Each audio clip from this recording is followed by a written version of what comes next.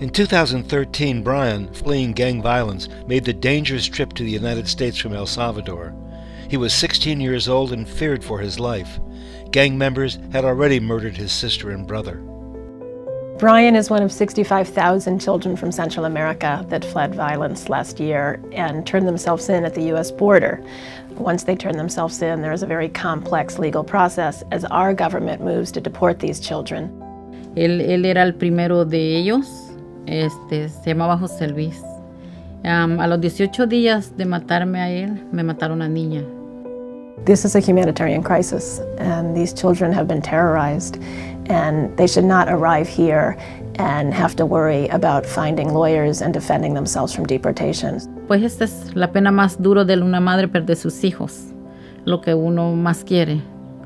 Por eso es que pues siempre tuvimos miedo que Bryan estuviera en El Salvador o que lo regresaran. One of the main forms of immigration relief that give these kids the right to be safe and to be here permanently is something called Special Immigrant Juvenile Status. And to secure that, you need orders from a juvenile court before you turn 18. Public Counsel and a team of pro bono attorneys took on Bryan's case, working around the clock. Time was running out.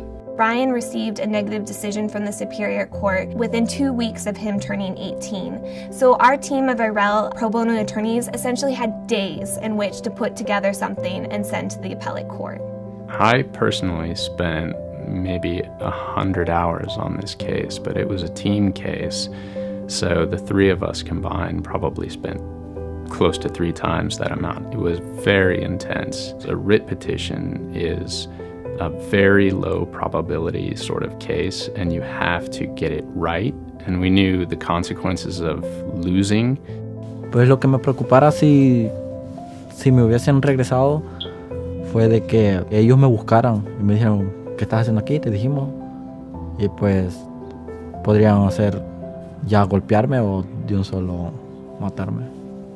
Just 2 days before his 18th birthday, a judge granted Bryan's right to remain in the United States. I think everyone erupted in applause and screaming. It was incredibly gratifying. Of course, knowing that this is going to impact thousands of children in California made it all the more important. Now he's got his whole life ahead of him, and he doesn't have this sort of threat of deportation and returning to a country where his life was at risk. Now he has the opportunity to graduate from high school. He wants to be a police officer and go to college, and those are all things that he can really do now. We got this picture from Bryan, which was the first time that we saw what he looked like.